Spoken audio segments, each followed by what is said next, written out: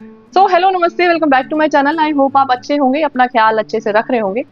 तो जी, एक मेरे सब्सक्राइबर हैं आशीष कुमार जी, और आज उन्होंने मुझे इतने सारे कमेंट कर दिए कि मैम प्लीज ट्विन फ्लेम के ऊपर वीडियो बनाओ। हालांकि मुझे आज किसी और चीज के ऊपर वीडियो बनानी थी, बट उनका डेस्परेशन देख के मुझे लगा कि नहीं, आज मैं उनकी ही जो रिक्वेस्ट है ना उसको पूरा कर देती हूँ और ट्विन फ्लेम के ऊपर वीडियो बनाती हूँ। तो आज का जो वीडियो है ये ट्विन फ्लेम के ऊपर होने वाला है। बहुत इंटरेस्टिंग वीडियो है, तो प्लीज एंड तक ना जरूर। ट्विन फ्लेम की बात करने से पहले बात करनी पड़ेगी सोल के बारे में, आत्मा के बारे में, क्योंकि कहीं ना कहीं ट्विन फ्लेम का जो कनेक्शन है ना वो आत्मा से ही जुड़ा हुआ है। तो जैसे कि हम सब लोग जानते हैं कि हमारे शरीर के अंदर एक आत्मा होती है जो कि अमर होती है। हमारा जो शरीर है वो रहे या ना रहे, लेकिन आत्मा जो है ना वो कभी नहीं मरती है। वो सिर्फ अपनी जो जगह है ना वो चेंज करती रहती है एक बॉडी में से दूसरी बॉडी में। तो इतना कॉन्सेप्ट तो हमें पता है।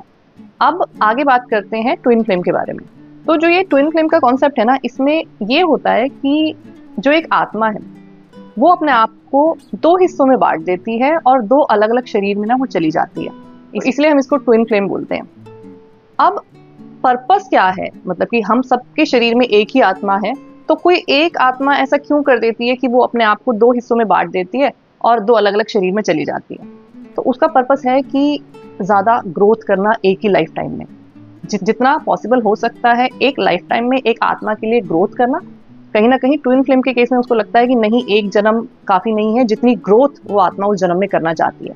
तो इसीलिए वो क्या करती है कि अपने आप को दो हिस्सों में डिवाइड करती है और दो अलग अलग शरीर में चली जाती है। और हमेशा जो ट्विन फ्लेम का कॉन्सेप्ट होता है ना, ये मेल और फीमेल की ही रेफरेंस में होता है। कभी भी दो मेल ट्विन फ्लेम नहीं हो सकते, कभी भी दो फीमेल जो है ना वो ट्विन फ्लेम नहीं हो सकती। तो एक मेल और एक फीमेल ही हमेशा ट्विन फ्लेम। जो फीमेल है वो एक अलग एस्पेक्ट में अपनी ग्रोथ कर सकती है और एक जो मेल है वो अलग एस्पेक्ट में अपनी ग्रोथ कर सकता है। ट्विन फ्लेम जो कनेक्शन है ना वो एक बहुत ही इंटेंस सोल कनेक्शन होता है दो लोगों के बीच में, उनकी आत्मा के बीच में। और इसको हम मिरर सोल के नाम से भी जानते हैं कि मतलब जो दो लोग हैं ना वो अपने आप को देखते हैं एक दूसरे के अंदर, मतलब एक दूसरे के मिरर की तरह वो काम करते हैं। एक बात मैं आपको बता दूं कि ये जो ट्विन फ्लेम होते हैं ना ये बहुत ही कम होते हैं इस वर्ल्ड में। तो अगर आपके साथ थोड़े बहुत साइंस मैच कर रहे हैं जो मैं आगे बताने वाली हूँ, तो आप ये मत मान लेना कि ये ट्विन फ्लेम ही है। आपको बहुत गहराई में जाके सोचना पड़ेगा जो कुछ भी चीज़ें मैं आपको बताने वाली हूँ, और उसके बाद अगर आपको ऐसा लगता है कि हाँ ऐसा है आपके साथ, तब ही आप ये मानिएगा कि आप किसी के साथ ना ट्विन फ्लेम रिलेशनशिप में हो। तो पहले बात कर लेते हैं कि आप रिकॉग्नाइज कैसे करो, आपको पता कैसे चले कि सामने वाला इंसान आपका ट्विन फ्लेम। पहली बार अपने ट्विन फ्लेम से मिलोगे ना तो आपको एक बहुत इंटेंस पुल महसूस होगा उसकी तरफ। आपको ऐसा लगेगा कि सामने वाला इंसान आपको अपनी तरफ खींच रहा है, जिसमें कि उसकी फिजिकल रियलिटी कहीं एग्जिस्ट नहीं करती। मतलब कि वो कैसा दिखता है या वो कैसे बात कर रहा है या एक्सटर्नल फैक्टर जो है ना उनसे आप कहीं भी इन्फ्लुएंस नहीं हो रहे हो। इन सब चीज़ों से बिना इन्फ्लुएंस हुए उसकी तरफ खींचे चले जा रहे हो और आपको खुद पता नहीं चल रहा है कि आपके साथ ऐसा क्यों हो रहा है। नॉर्मली ऐसा होता है हमारे साथ कि हम किसी को फिजिकली देखते हैं, उसकी किसी न किसी चीज़ से इन्फ्लुएंस हो जाते हैं और फिर हम उस रिलेशनशिप में आगे जाते हैं। ट्विन फ्लेम से मिलोगे ना तो बिना किसी रीजन के चलते आपको एक इंटेंस पुल फील होगा और आपको ना ऐसा लगेगा कि इस तरह की जो इंटेंसिटी है ना वो आपको पहले कभी फील ही नहीं हुई।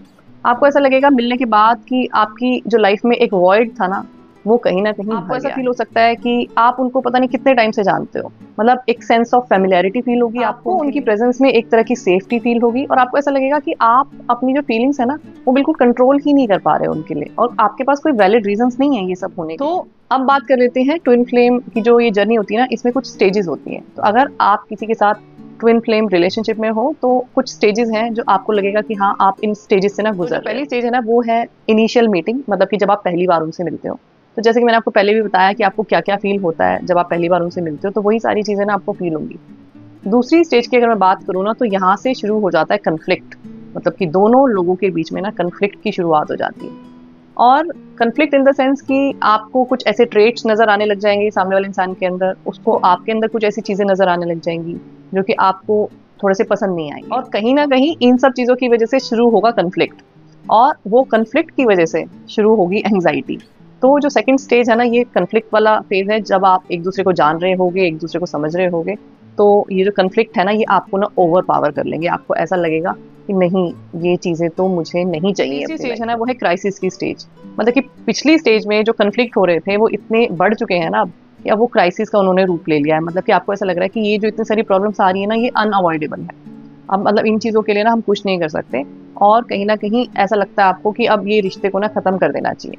देखा जाए तो एक तरह का ना ये स्ट्रेस टेस्ट होता है आपके रिलेशनशिप में। आप और आपका ट्विन फ्लेम कैसे इन चीजों को हैंडल करते हो, उसके हिसाब से ना आगे आपकी रिलेशनशिप कैसे होने वाली है ना, वो पता चल जाता है। और अगर आप इसी स्टेज में चीजों को अच्छे से हैंडल कर पाते हो तो कहीं ना कहीं आप दोनों के बीच में एक डीपर बॉन्ड या डीपर ना कनेक्शन एस्टेब्लिश हो जाएगा। ये एक कैटलिस्ट की तरह एक्ट करेगा आपके रिलेशनशिप। तो अगर तो आपने जो क्राइसिस है ना उसको रिजॉल्व कर लिया, जो कन्फ्लिक्ट है उसको रिजॉल्व कर लिया इस स्टेज पे, तो आपका रिलेशनशिप यहाँ से ठीक हो जाएगा।